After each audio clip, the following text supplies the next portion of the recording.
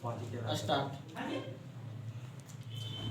हाँ तो देखो 9th क्लास का मैथ जो है फर्स्ट चैप्टर क्या है, वास्तविक संख्या यानी रियल नंबर। ठीक है, कहता है कि इसमें रियल नंबर है तो रियल नंबर यानी वास्तविक संख्या जिसको कहते हैं। सबसे पहला पॉइंट क्या है कि परकीय संख्या। ठीक है, इसको नेचुरल नंबर बोलते हैं। हम कहते हैं कि परकीय संख्या कहते किसको है। चलिए तो परकीय संख्या क्या होती है, तो गिनती की संख्या को परकीय संख्या कहते हैं। क्या कहते हैं, गिनती की संख्या को परकीय संख्या कहते हैं। परकीय संख्या को कैपिटल एन से सूचित किया जाता है। कैपिटल एन यानी capital N equal 1 2 3 4 5 6 dot dot infinitive यानी अनंत तक जाएगा।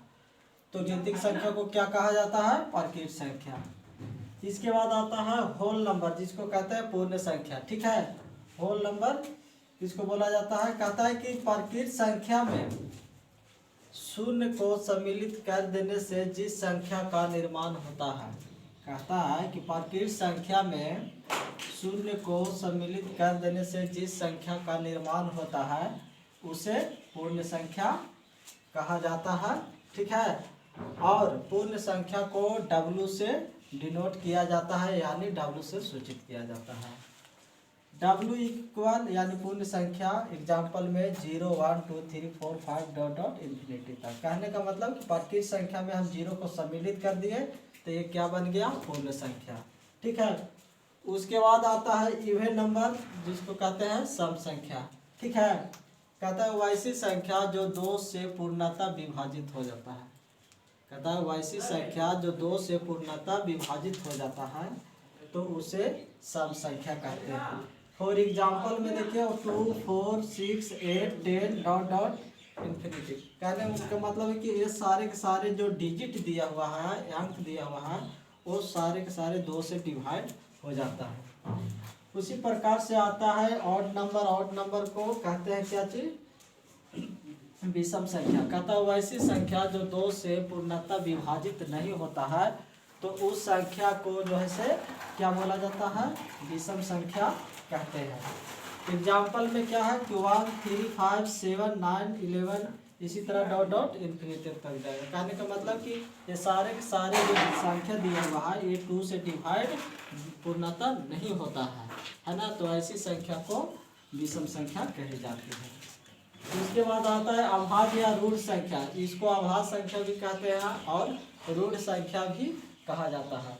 तो कहता है कि एक से बड़ी परकीय संख्या, कहता है कि एक से बड़ी परकीय संख्या या एक के, कहता है या एक या अपने को छोड़ करके किसी दूसरी संख्या से विभाजन न हो तो उसे अभाज्य या रूढ़ संख्या कही जाती है। कहने का मतलब हुआ कि वैसी संख्या जो सिर्फ एक अथवा स्वयं संख्या से जो मतलब भाग लग जाता है ना।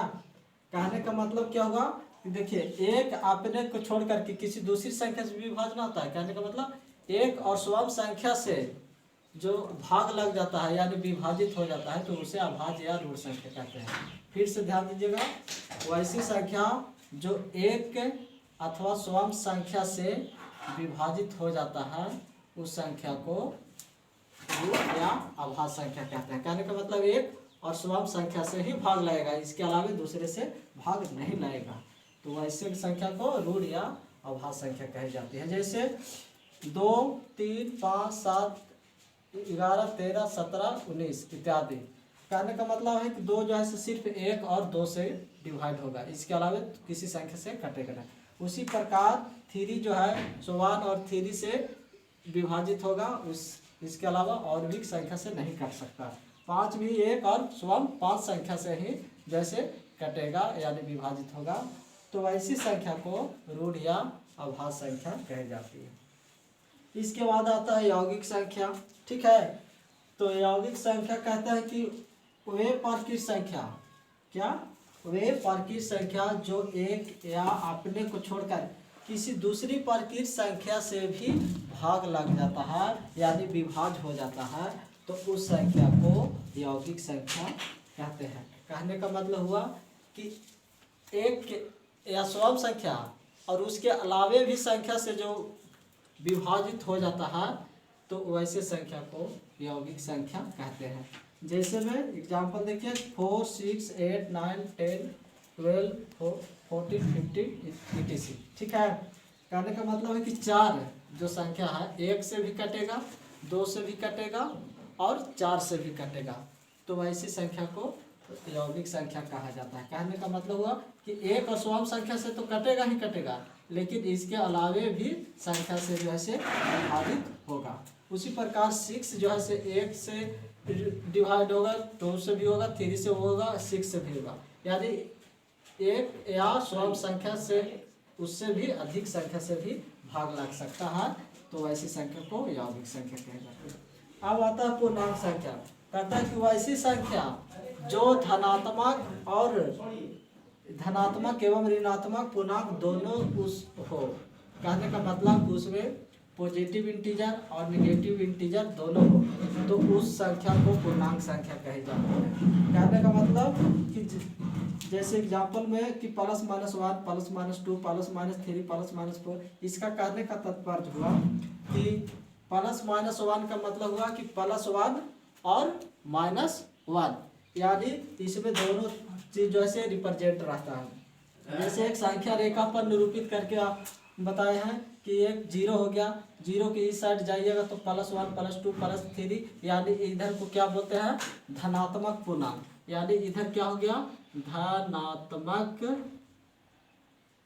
धनात्मक संख्या, और इधर वाले माइनस वाले को क्या बोलते हैं ऋणात्मक संख्या। तो कहने वाला का मतलब तात्पर्य हुआ कि माइनस इंटीजर को क्या बोला जाता है ऋणात्मक, और पॉजिटिव इंटीजर को धनात्मक संख्या कही जाती है। तो आई होप आप लोग को समझ में आ चुका होगा। Thank you very much.